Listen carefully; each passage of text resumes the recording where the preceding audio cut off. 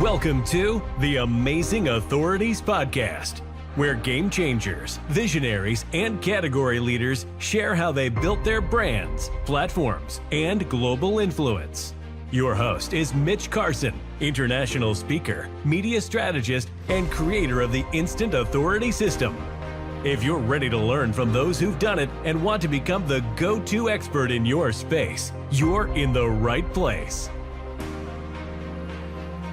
Adam, welcome. Man, I truly was looking forward to this because we have many parallels in our backgrounds. I worked for a company called Merrill Lynch, Pierce, Fenner, and Smith as a financial consultant. That was on my business card at the office on Wilshire and Westwood Boulevard back some time ago. And I know you live in LA. I'm a native of Los Angeles, having grown up there. I now go back and forth between Las Vegas and Thailand, which is where I'm calling you from right now, where I'm recording this.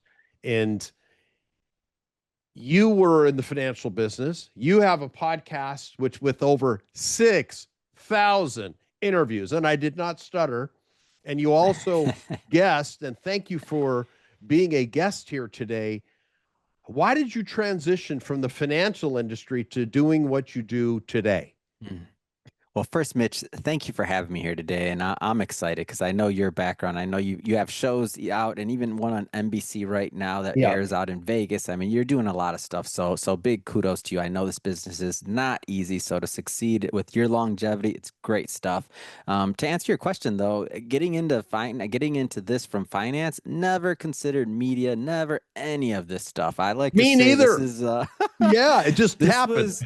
Hey, God's plan. This is not any of the things that I'm doing. I'm really, I try to be a good steward, a good conduit of the energy and the blessings that have been given to me. But I thought I was going to be a lifer in that business. I loved it. I was in there almost 14 years.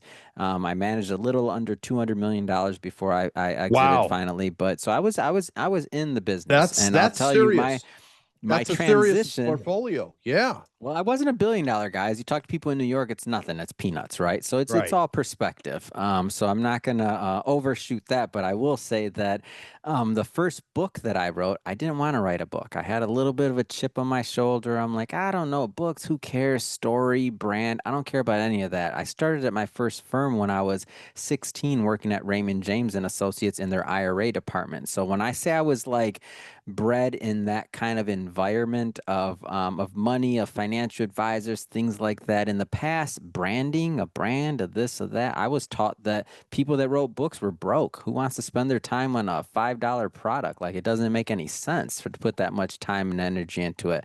But I'll tell you what I did.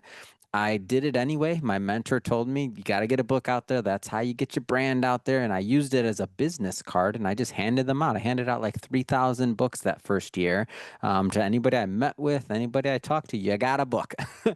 And it grew from there. I found myself on speaking tours as far away as China. I mean, it was kind of insane. And this is just a regular self-published book. Like, I mean, I still leave it out there. It's still on Amazon. Money Matters. I mean, it's a good brand, and it's been out there for years. We've printed a lot of them. But that's where things started to shift. Like, that was the moment. I didn't leave the industry yet, but that's when my shift began. I tend to agree wholeheartedly. I had a mentor in the marketing world. Once I left the financial business years ago, but when I got into owning an advertising agency, that was where I went as a copywriter. I learned that I really loved sales and marketing. You know, the marketing, which then creates the sales, which becomes order taking when your marketing is sound.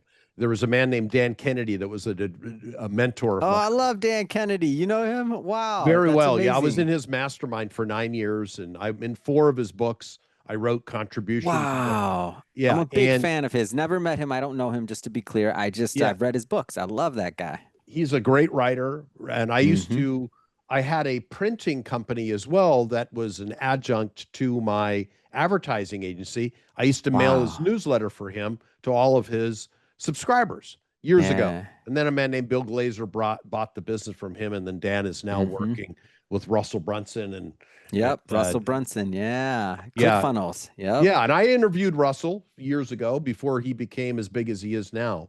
Yeah, what a more. story. Yeah, real story. But let's talk about you. So you use the book. Dan urged me to write a book. Yeah. That's my Yeah. point.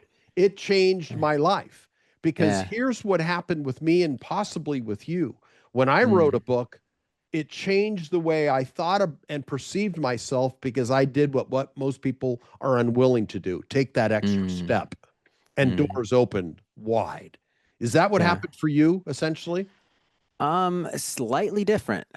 Yes, that's a component, but what happened for me was, and I don't know how or why, and this is why I tell you God just works in these ways. People started asking me to help them publish books. Like Oh, my office was in Century City, so Beverly Hills mm, is where I lived, right off of Wilshire and uh-huh. right in Camden, so right next to the, I the know it hotel, well. I grew up right in there. So Doheny. there you go. So a block away from Rodeo Drive, and and so I had my referral network will say people in real estate, all these other things, and they said, "Hey Adam, can you help us write a book? We've seen what you did." So these are all people that don't want to necessarily write books for the most part, but they understand branding, they understand all this. So I was a trusted name, and I'm like, "What the heck are you guys talking about? You know me, I'm a financial advisor. I manage money. I'm not a publisher." But after the third person asked me, I'm like, maybe there's something to this. So I did a little bit of research and I thought about it and I looked at if I was to help somebody publish a book, like what would I do? And I came on the chicken soup for the soul model. And when you look at that, and for those that are watching this or listening to this that don't know what that is, think of it as an anthology or a compilation. And so where everybody contributes a chapter or a certain portion to a book, you put it together, and then that's how Chicken the Soup for the Soul, like Deepak Chopra and Jack Canfield back in the day, that was their first like really jump off point for their careers, and in terms of like branding and getting their message out there. So that's many years ago. And so that led to I went back and I launched. When I say launched, we didn't have a website, we didn't have anything. I just basically went back to the initial people and I said, "Hey, everybody, kick in a couple grand. Will you? I'm not paying for your book. I'll manage it and figure out how it works, and we'll do some promo and some distribution, and we'll all be in the same book, and we'll go promote it, and we'll see what happens. I don't know what I'm doing, heads up, but if you want somebody to do it, I'll take lead, whatever." So they said yes, and and that original one sold out pretty quickly. And just fast forwarding the story, we've now published over 400 authors in that best-selling series, and we actually do have are heavy in book publishing for individual books as well. One of our notable releases a couple years ago is Barry Sanders, that Bye Bye Barry book. We published that autobiography and worked with his team for like a year and a half to get it done, and then Amazon took that book and made that series, which was their highest stream series at that point, for that niche, in their entire history, which was Bye Bye Barry. Great movie. Oh, he was unbelievable running back. Yeah. Yeah, he So the that's Detroit Lions. come on, that was great, and an excellent his team to work with and to publish and get all of that done. I mean, that's we work mostly with business owners, entrepreneurs, and executives on the book publishing side, but every once in a while we get a celebrity like that, and it's just fun. Honestly, it's just a riot to be able to get a story like that out. So books was first. Was Yeah. podcasting the follow up to that? Is that where you started So using as? Man, this goes back to me there's a theme in my life, Mitch. I don't want to do anything, but people bug me. And then at some point, if they bug me enough, I might say yes. So, Okay. so this is not by design. I don't want to do anything. Leave me alone. But the other co-founder, his name here at Mission Matters, his name's Chirag Sagar, and he's like, "Adam, we got to launch a podcast." I'm like, "Man, I don't even know what a podcast is, but I don't want to do it." I'm good. Nope. And he's bugging me. We got to do it. We got to do it. I'm like, all right, whatever. So then we launch it, and then the same thing as the book. We start like growing, people start requesting. In the beginning, we had to beg people to come on the show. Last year, we had over 30,000 applications to come on the show. Just for context, 9 years later or 7 years later Wow. from that point. The company's 9 years old, going on 10. But So yeah, it just started like that. And the concept of doing this many interviews, by the way, wasn't by design. It was by accident. We just had so many people that wanted to come on the show, and I didn't want to tell people no. We're still, just building. And I'm like, but before you know it, I was releasing, 70 episodes a week, and my record is 91 interviews in a week. So do the math on that one. That's called how no long do you bathroom. interview them? Mm, there's every different variation. It depends. So we created everything. So some are audio only, some are video, some are, I mean, now at this point, every different type of medium for entertainment you can think of, I'm doing interviews in front of live audiences, virtual, in studio, you name it. It doesn't, at this point now, this is what I do. But those are just some numbers from the early days, and it was just based off demand. I didn't want to tell people no, so I kept, and we had it was like the book almost. Like people wanted to come and they're really high level and they're of the right stature, and I'm like, I don't know what this is all going to turn into, but I don't want to tell this person no, they're a CEO of a big company. I'm going to be like, no, you can't come on the show. But in the other sense, I'm not going to be like, yeah, you can come on the show and we're going to release the episode in 2 years. So Okay. so we had to just so the platform technically on the podcast side I host 9 different shows. They're all different niches, everything from tech to business to startup garage show, a business show, and then for the streaming platforms we have some of the more global focused content too, such as we have a series coming out called Africa Forward, and that's where I travel to Africa and I interview these high level dignitaries. And for example, next year I have on the calendar, this isn't all confirmed, but anywhere between 3 to 5 African presidents that I'll be interviewing.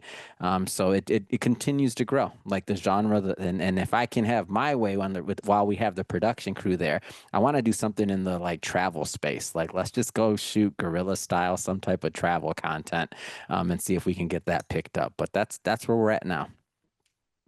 That's impressive. I come from a television background. I was a pitchman on a channel called Home Shopping Network in Oh, I remember that. Yeah. yeah, in the 90s. I did that for about 3 years, so I understand the value of being in front of a camera. And that Mm, podcasting was a audio only platform. I wrote a book on mm. it 20 years ago. And it Wow. Wait, podcasting is like 22 years old. I I saw a wrote post. I don't know if that's true. So you were like 2 years in on your book, or yeah, I roughly, wrote the whatever. book. Well, it was actually a spiral bound. It was before I wrote my published book with John Wiley and Sons, but I Yeah. wrote this guide, which was an add-on. It was a new technology. I said, I'm going to research it and write about it. So I'm a journalist You're by a training, legend, Mitch. What? You're old but it school. didn't publish. It didn't publish. I Mm. wrote it, and it was with the plastic, binder, and it was an Yeah. add-on bonus to programs that I sold from the stage because I'm a stage Wow. selling Yeah. speaker, and Dan I use that. Kennedy. Come on, baby. Yeah, well, Dan is one that pushed me because I had the Yeah. background on live TV on Home Shopping Network. So getting in Of front of a course. live in-person crowd is a different platform, but many of those skills are Hmm. transferable. So I wrote this Yeah. podcasting book. Nobody was interested. I was too early. They didn't know what it was. Yeah. So I was too early. And then all of a sudden Mm. it's exploded. And I'm in Mm. Asia now where I'm interviewing you, and it Hmm. still hasn't taken off here like it has in the States. So Yeah. I'm teaching a podcast, just 101 course as a gift to a friend who's running an Mm. AI seminar here. He said, some of they're interested in podcasting. I said, okay.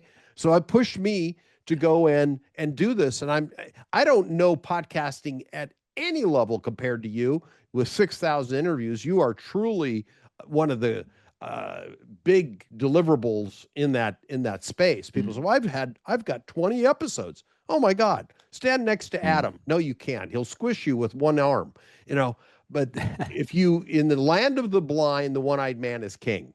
And Mm. if you've never done a podcast or have never been on television or something, even a little experience adds up. Have you also Mm.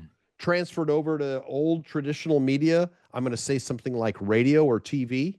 Mm, it's a goal. It's a goal. I have at least one producer in New York who's been pitching a show for me for quite some time, and he's created different concepts. And he has over, I believe, off the top of my head, something like 3,000 plus. He created the Chop series, and he has over 3,000 plus episodes on TV. And that's what he's done since college. Like he's absolutely amazing. And so have I got anything picked up? No, but it's on the agenda. Like when I got into this, and I'd love to bend your ear on this one day, Mitch. But I basically took, and this is for the audience, especially if you're out there and thinking about launching a podcast or a show or anything.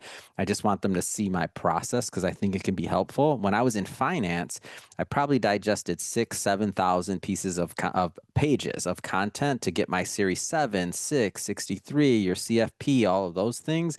When I decided I was going to be in media full time and that this is what I wanted to do, was to be the best possible host that I could be, I took the same level of tenacity in studying that I did for my finance career. So I went back in time all the way to vaudeville. I mean, I'm talking about Bob Hope, Johnny Carson, all the biographies, all of the legends that have done this business before, and I studied them just like I was studying for a financial exam, financial advisor type exam, or studying for a Series 7. So through all of those things, you get perspective, you get a vantage point, you get a level of understanding of the business that you're actually in, the models, the revenue models in the back end that are necessary to make and that fund the shows. Like when you think about the old school Dean Martin roasts, like how are those possible? It's called craft cheese. It was craft theater.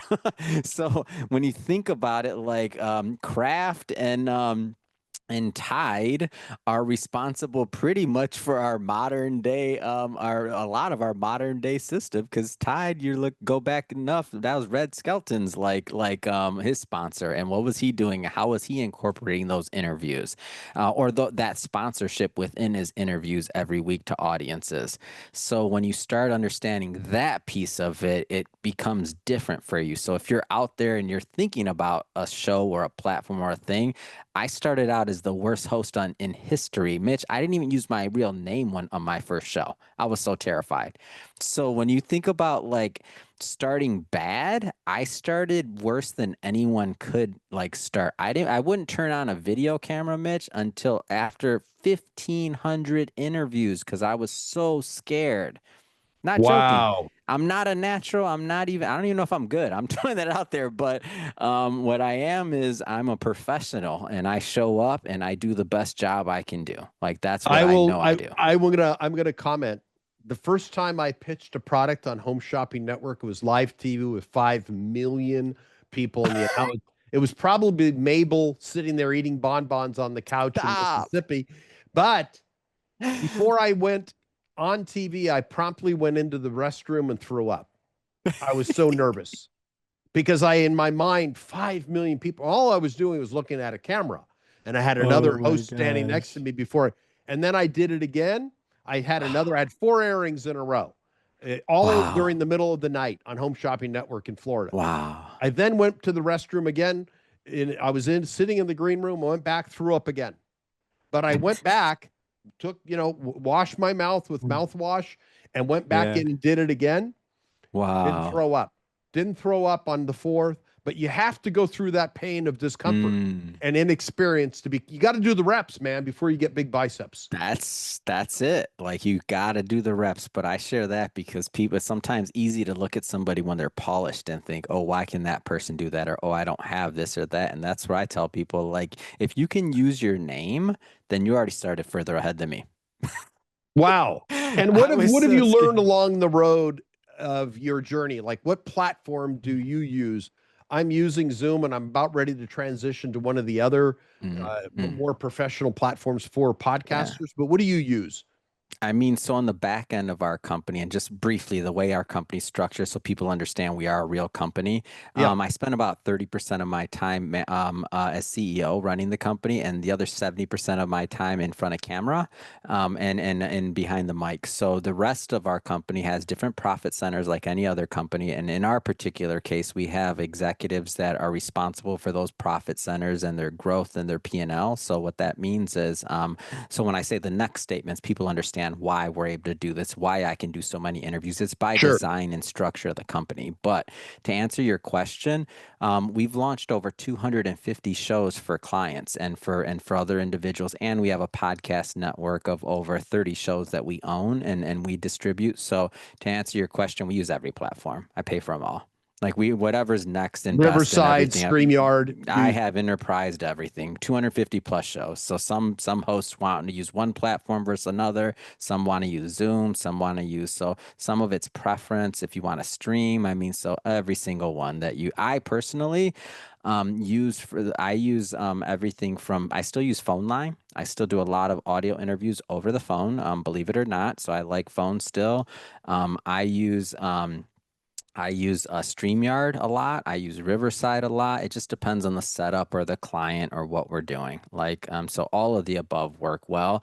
Zoom is good, but in terms of like and most people don't use Zoom correctly. Now, I'm not claiming that I know how to do this. I haven't touched production in probably 6 years. I built the original agency, but I haven't touched production in probably 6 years. What I do know from secondhand conversations with my staff is that during the pandemic, Zoom did a lot of upgrades, and there's other settings on Zoom on the back end that make it way better. And most people just don't know that there's different settings and things you can do on Zoom to make it even better quality wise of like however you're doing. I don't know how to do it. Google it or go on YouTube. Right. No, I've heard that recently yeah. as well. Yeah. Yeah. So and I've also noticed you're on the road right now. So by design, you're using a headset with a strong mic because your sound is great. Your audio is great. Yeah. That's clear. But you didn't travel like I have my Mm-hmm. Shure microphone here. I have a backup. I have two just in case one fails. Yeah. How did you choose this? Or is this just for the road? I do a lot of in person. So in conferences. So companies hire me. So let's say that you have a big conference, Mitch, and you're like, okay, we have a big conference that we're doing, and I'll give you a real one actually. Las Vegas Investor Conference is one that I do pretty often, and then I also another one, Newport Beach Investor Conference. So what'll happen is a conference organizer will just like they pay people to come speak.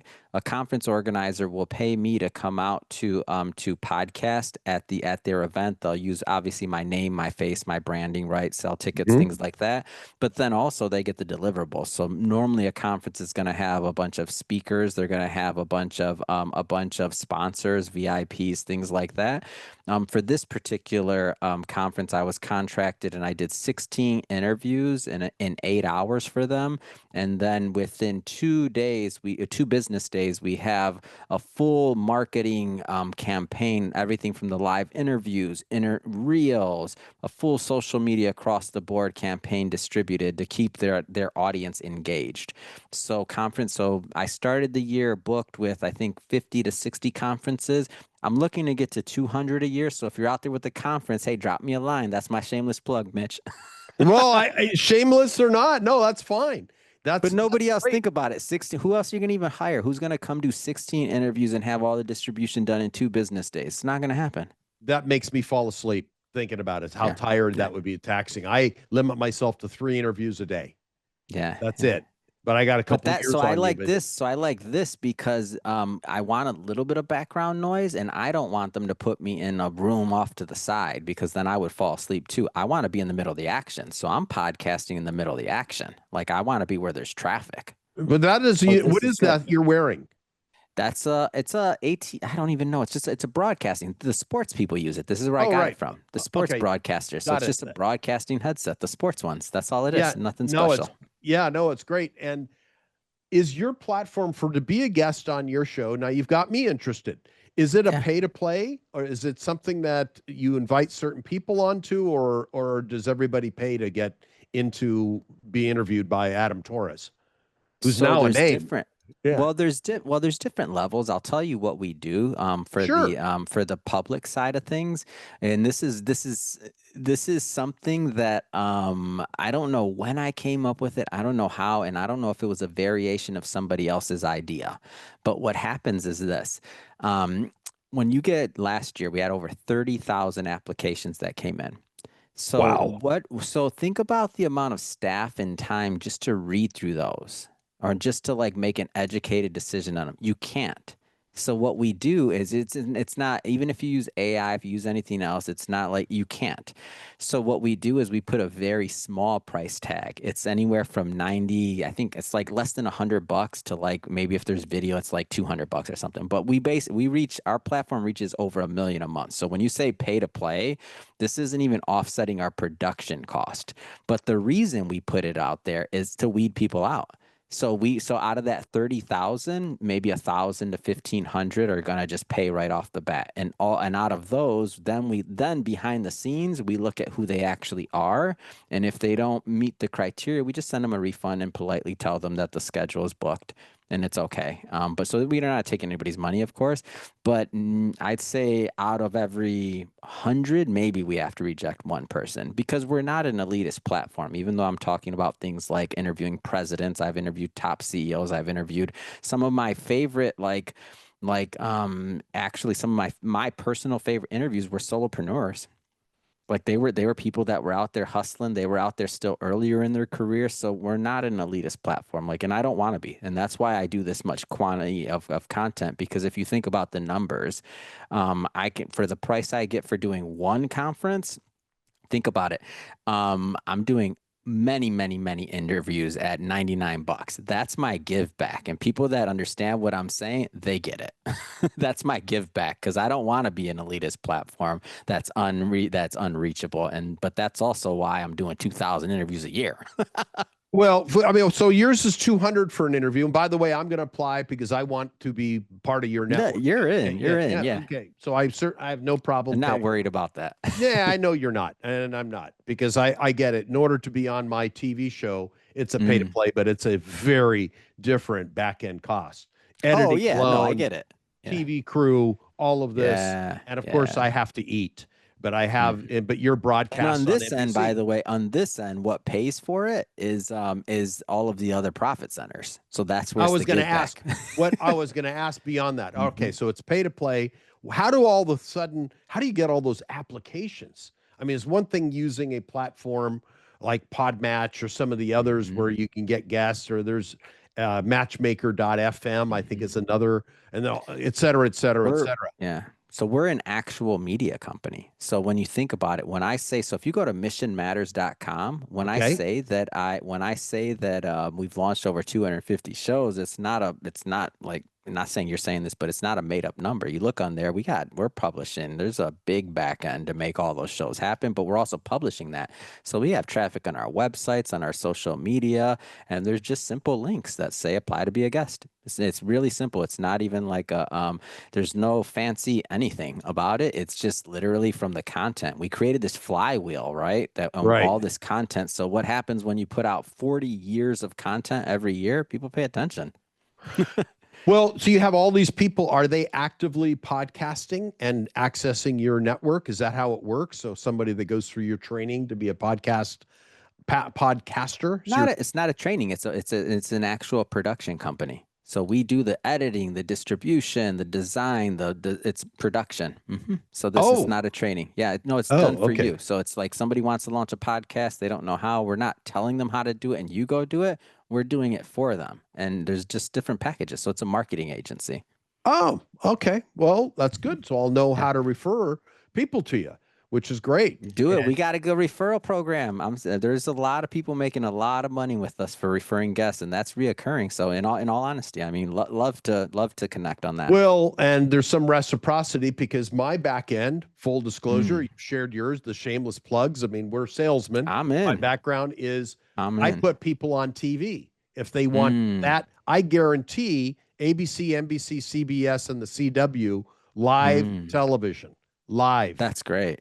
In Las Vegas, not KTLA 5, which is LA. It's different, but in Las Vegas, I can get them on all of those. So there could be some good reciprocity. We're doing this on record, but we're plugging each other. Maybe I'm okay with it. I want media is media. People need it. Like, and anybody that says they don't need it, let me tell you something. You're a competitor that's doing it. They may not be better than you, but if people know their name, guess who they're going to? Yeah. Well, I mean, and that's how I think there's some reciprocity there because I don't claim to be the world's expert in podcasting, but you could be Yeah. I don't know too many people that are at the level that you're at with podcasting, not just Yeah. doing Our all the team, by reps. the way, we have editors that have been with us since day one. So it's the team. I may be in the front line, I may be the one behind the mic, but you're in TV and production, so you know what it takes to have a show like run. Those same people, those same editors, those same people, the sound engineers, the everything else, like if they've been on your show for 10, 20 years, however long it's been running, like they're the ones that are making it happen. We're just talent. Like in all at the end of the Well, day, like I'm in the front of team the on the mic back and end, they're yeah. yeah, I'm similar to you. I do run my publicity Mhm. agency, but I'm much more talented in front of the camera than I am behind the scenes. I hand that. I don't know Yeah. how to edit anything. I've Yeah, never that ain't edited happening. anything. You know, just my marriage contract I edited, but that was a long Oh, time ago. snap. I ain't getting into that one, Mitch. Well, it's all there. So where do you see podcasting moving forward? Oh, it's the biggest opportunity of anyone's lifetime period in content creation. I'll give you the numbers for the uneducated because Please. 99.999% don't understand what's actually happening. And it's okay because after listening to this, they will. So here's the numbers. YouTube has over 150 million channels. Podcasting has less than 4 million. Last week there's something like, let's call it, and I could be off, so anybody else is willing to correct me, but maybe 200, 300,000 episodes that were actually released. So what that means is even though podcasting is, 20 some years old, it hasn't even begun. So people say it's saturated, it's this, it's that. What about this niche? It hasn't even started. And the reason why, and this is what happens when you study your history and business models, then you can start piecing things together. Or if you listen to great shows like yours, Mitch, then you get knowledgeable guests on that can just feed you the information. The reason is because podcasting grew out of radio, and in radio, and you can only monetize big shows and big reach. So what? And it's host read. So the host reads the ad. It's not dynamic advertising where you can have one like YouTube, where you could have even in the beginning ads running on videos that you didn't have to be a host read ad. So what happens now is YouTube in the beginning allowed small creators to monetize, even getting pennies. So that's how they built their platform. Now with podcasting, finally the technology's caught up for that particular niche, and even small shows can be monetized. So let me tell you what's going to happen over the next 5, 10, 20, 30 years. There's going to be 10 million, 20 million, 50 million. There's going to be 100 million podcasts. And so if you know that information, 100% is going to happen. Those that are doing it now and that are consistent in building catalogs, that is equivalent to being around year one of YouTube and knowing that there's going to be 150 million channels. So the people that are starting now and that are consistent, my biggest chip is placed in podcasting because I know this: the distributions never existed before. When you think about Spotify, Apple, all these things, when I look at all the legends that I've studied, when you look at, your David Lettermans, you look at your Oprahs, you Johnny look at your Carson. Johnny Carson, of course, your Larry King, all of them have one thing in common: 30,000 plus interviews that they've done in their career. So now if I take that number and I do the math, the challenge with their catalogs are it's not public. So because it's not public, I can't just Google or ChatGPT or see any interview that Johnny Carson's ever done. So my big bank long term, and I want other people to participate in this, and they don't have to be, doing the quantity I'm doing, but at whatever quantity they're comfortable at, is for my case in, 10, 20 years, I will be the first entertainer in history, of the entire history of entertainment, that has a public catalog of interviews of my size, because it's never happened. All the people that have done it before, Oprah's early interviews are in vaults. Nobody knows where they're at. Johnny Carson's early interviews were rewritten over because why? Because they used to save the tape back in the day when he started his career for cost. So those don't even exist. They were going over the same tape over and over again. So that being said, compound that catalog with what's happening with the growth of the overall eyeballs, or I should say ears, that are coming to the space in general. Now add to that mixture or that recipe all of the 2G and 3G phones that are in places like Africa and other developing markets. So now you're talking hundreds of millions of people that are going to be brought online. Now add to that how easy it is to change, and it's only going to get better, your audio to different languages. And so now you're at maybe Asian markets, maybe other markets you're going to be accessing with the same content. So podcasting is going to create generational wealth for people that understood what I just said and that participate in it.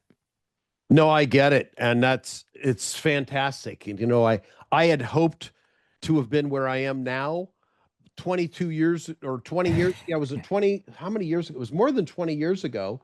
I think it was 22 years ago. I wrote that 30-page book that was about the science behind it. And it had nothing about how to market it because I was a radio show host for 97.1 in LA.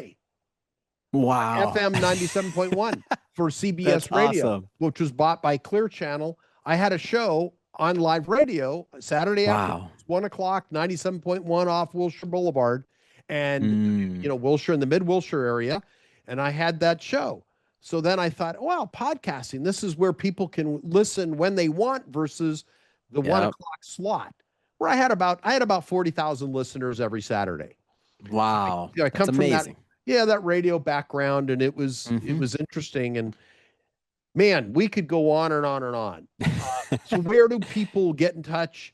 I want you as a guest again. I want to talk to you once we conclude this interview about how we can work together, because I want to have you as a guest on my TV show for sure. And give you some, have you been on TV before? Small stuff, nothing too big. Well, let's get you on stuff. a major network because you deserve it.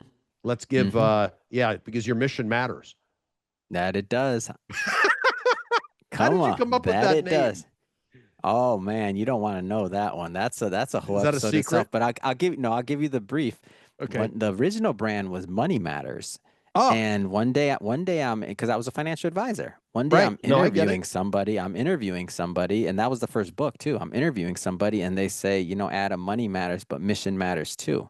And God just hit me in the stomach. God was like, oh my gosh, like God, we talk differently. So, close your ears if you don't like this, but we talk differently. So I'm like, oh my gosh, I knew it right that moment. And I tell the other co-founder, I'm like, hey, Chirag, what do you think about the name Mission Matters? And he's like, he kind of forgets. We talk about it. Then like 2 weeks later, he's like, Adam, what do you think about naming our company Mission Matters? And I'm like, Chirag, that's a great idea. No, it's like God speaking to him. He didn't even remember the other conversation. Like, that's just the way it is. And so we thought, if we can buy the domain, I know it's already taken, but we're going to buy it. If we have enough money in the bank account, we're going to buy it. And then we don't look back. And he agreed. And within 9 days, we rebranded everything. We changed everything over. Why is that significant? Because we already had 1,500 episodes and done, and all of our subscribers and everything, a website built, functioning social media, a following, the podcast, books published under Money Matters brand. And we stopped it all on a dime and did what we felt was right and what we were called to do and change to Mission Matters. Like, it's hard enough to build a media company once. Do it. Like, it's harder to kill one and restart it because you feel that you're supposed to go in another direction. Like that. Well, Datsun was in America before they absorbed into Nissan Motor Company. So it was a brand at first. They tested to see the market, and then they had to change everything to Nissan from Datsun. Yeah. Going back to the 70s. You know, I'm aging myself, but that's okay. I'm comfortable with. So that was Mission Matters. That was the start. So that was your Datsun, and now your Nissan. I like that. That was my Datsun. Yes. Yeah, that was your Datsun, and now it's your Nissan, which is Mission Matters, and that's the master brand that'll take you into the next decades of existence. And that's what matches where our heart's at. Like, that's what also matches the content and what our aim is to amplify stories. It was a component of it, still is money. I have a money show, but that wasn't the full vision. So okay, well, I'm going to do a shameless plug for you. I'm interested. I'll pay the whatever money. I'm coming back to Vegas in a couple weeks. Would I do an interview remotely like this? Or would I come into your office? Would I go into Beverly Hills and do it? What would be normally we're doing them remotely, but Okay. I'll tell you something interesting though. We might have to line up our Vegas dates because I'm out there all the time for conferences. I might come out there and go visit you too. Okay. Because I cover conferences, Las Vegas Investor Conference. I do a bunch of different things. So Well, we go get it done, man. I'm excited. I've always wanted, I'm still plugging for my Vegas residency. And you think I'm joking? Hold on, look at this. You can see it, the people at home can't. You see that? yes. Oh, wow. You're on the poker chip. I love it. I've handed out thousands. That's part of my brand. And I've been working on that Vegas residency. I haven't landed it yet, but that's my goal one day. Well, let me just say this. If you have a Vegas address and you're there more than 6 months a year, you can claim it as your tax filings. And if you're making serious money, the reason I chose Vegas, franchise tax board, I want a kick in the teeth. And you can, because if you're in Nevada as a residence, and it's the #1 event center in the world. Yeah, and that's why I want the residency, because I study what other entertainers have done, and when they did that, then everybody around the world comes to you, and then it spreads from there. And that's where it is. I mean, Beverly Hills is great for an address, but for money, it's Nevada. And if you want to make serious improvements on your tax burden, move to Puerto Rico. But then that's another discussion. Then it's 4% overall. Yeah. But you'd have to live in Puerto Rico. Yeah, then I don't know. I'm not in media anymore. I got to be where the action is, Mitch. No, I get it. No, I'm just saying that. Adam, it's been one great. day when everybody comes to me, maybe. But for now, I'm still hustling, man. I got to be where the action's at. But there's the one podcaster that lives there who's got entrepreneurs on fire. He charges $4,000 to be on his show. Oh, that's a steal. I know who you're talking about. I forgot Entrepreneurs of Fire. He's old school. That's a steal. Yes. That's really good. That's great for the size of his platform and for his brand. That's great. Yeah, he charges that's his pay to play, and I think that's his revenue model. He was first, and John Lee Dumas. That's his name. Good job. Good. Adam, you've been great. I'm going to apply. I hope you'll see my application. You won't kick it out. I'll enclose the money. I'm interested. And I would love to switch gears and switch roles. And I'm sure you're going to be wearing a suit, and I'll wear something. No, I won't. I'll always wear a black shirt. It hides the weight. That's awesome. Yeah. And let's do it again very soon. All good. Appreciate you, Mitch. Thank you for all you're doing. And for everybody else, ask Adam Torres on Instagram. Come follow, come keep the conversation going. Ask Adam Torres. Thanks for tuning in to the Amazing Authorities Podcast. If today's episode inspired you, take a moment to subscribe, rate, and leave a review. It helps more experts like you rise to the top. For behind-the-scenes access and free resources to boost your authority, head to MitchCarson.com. Until next time, stay amazing.